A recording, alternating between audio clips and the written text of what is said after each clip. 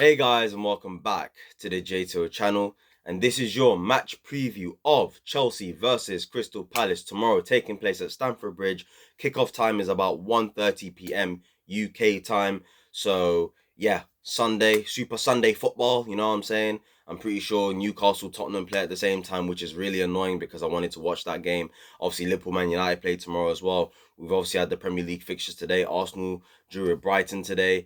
Obviously, we've got the 3 p.m. kickoffs that have already been taking place for an hour or so. And then obviously later on, as I'm recording this video, it's about an hour away from the City West Ham game. That should be an interesting game. But we're here to talk about Chelsea Crystal Palace preview. So if you do enjoy this video, make sure to like, comment, and subscribe if you're new. Turn on those post notifications.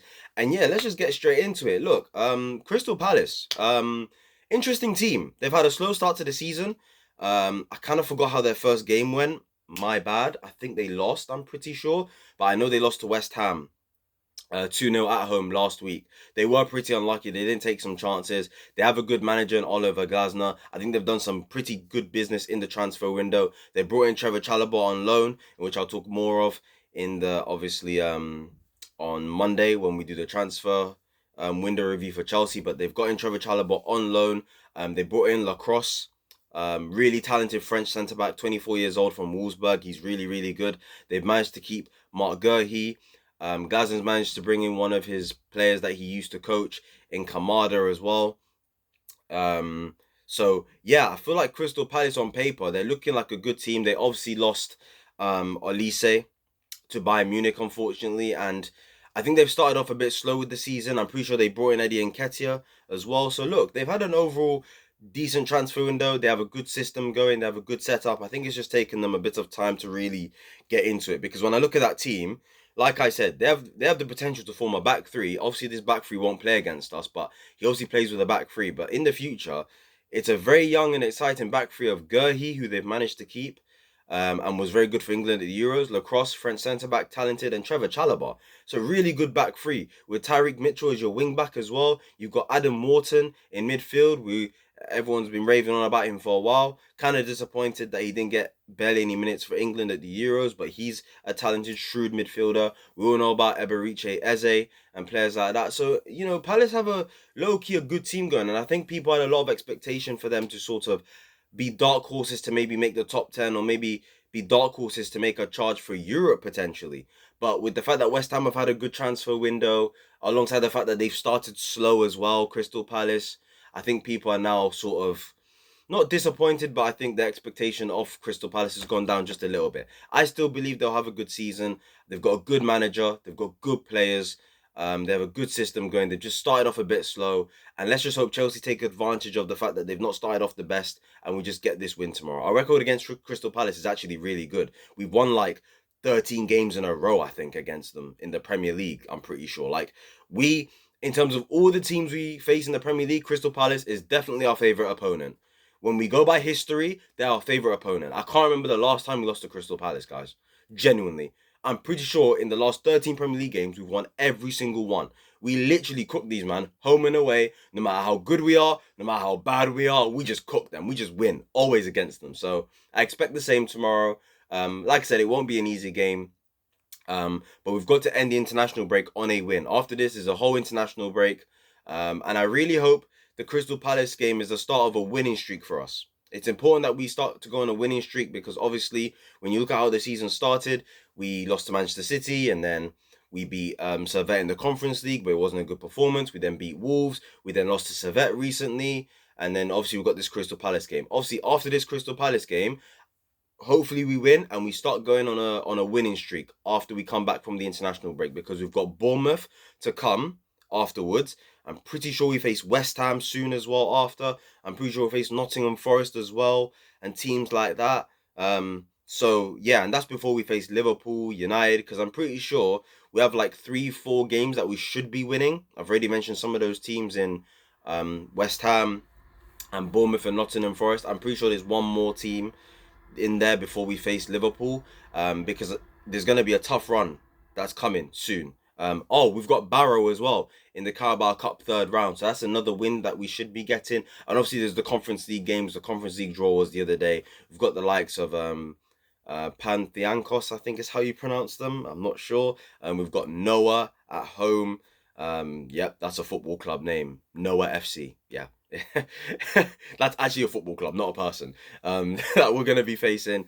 We've got the likes of they've just left my mind. Genk.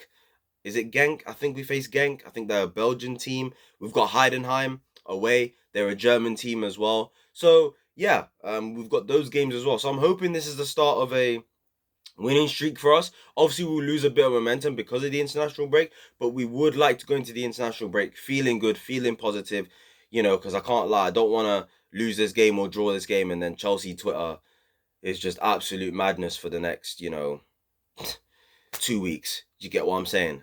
When it comes to fitness, Romeo Lavia, I don't think it's going to play tomorrow.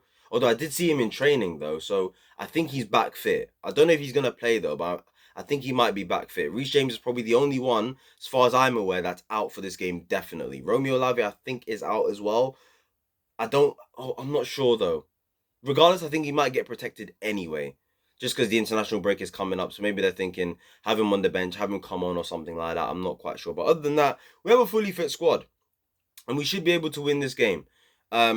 The A-listers, the A-team should be back for this game in terms of our main players, our key players that didn't obviously play against Servette. When we're talking about in goal, Robert Sanchez. The back four should be Gusto, Wesley Fofana, Levi Colwill, Mark Cucurella. The midfield, I expect the midfield to be Caicedo, Enzo Fernandez, and Cole Palmer. I expect Madueke on the right. I expect Pedro Neto on the left, and I expect Jackson up front. Now, in the context of this team, right, the two centre-backs, first of all, let's just hope these guys stay fit, especially Wesley Fofana, because Trevor Chalobah's obviously gone. We are a Wesley Fofana injury away from having to rely on Axel Disasi, and I don't want to be relying on that brother. Levi Colwill, injury away from having to rely on Badiashile. I trust Colwill. That performance against Wolves gave me massive encouragement about him, and I obviously have belief in Wesley Fofana, because a Wesley Fofana that's not 100% and not really ready and not really back to his best is still a better defender than Tosin and Disasi. So let's hope they continue on their form against Wolves and we have a better performance structurally and individually from them. Obviously, Cucurella left back, he knows the system. Gusto right back. Who will invert? Probably Gusto will invert, because you got Madueke on the right hand side and you want him 1v1. You want him high and wide to receive the ball and go at players. So he should be inverted right next to Caicedo, most likely. Enzo Fernandez will be next to Cole Palmer as the advanced eights. Pedro Neto on the left. Look, at the end of the day, I don't want to see Mudryk. And with the sign of Jadon Sancho, I think Mudryk's done. I'm not gonna lie. When you look at the current players we've got, when you look at the options we have out wide, we can play Madueke on the right, we can play Palmer on the right, we can play Neto on the right.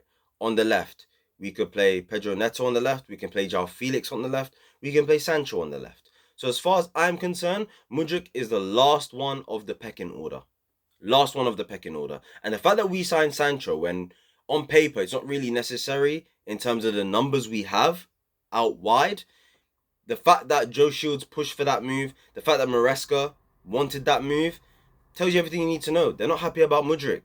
They've given up on Mudryk. It's quite clear to see he's not good enough, whether we like it or not.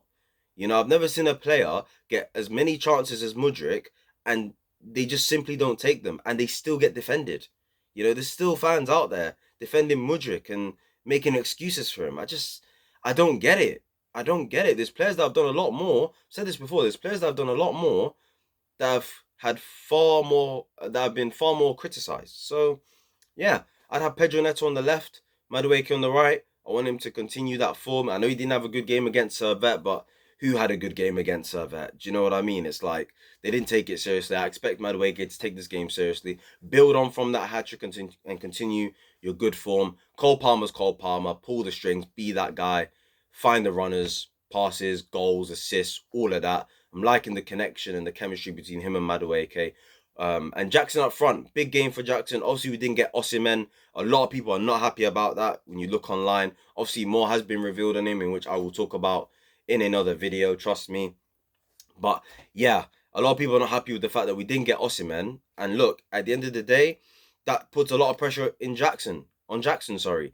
A lot of people don't believe in him. I personally do believe in Jackson. 14 Premier League goals last season. I genuinely believe he can build on that. I really, really do. With the attackers we have and with his quality already, I really want Jackson to step up this season in terms of goals, because I know what he can do technically. I know what he can do on the ball. I know what he can do outside the box. You get me? He's strong. He is fast. He's got a good first touch. He links the play really well. He understands the system to a T. He suits it to a T. But when we get to that box, put the ball in the back of the net.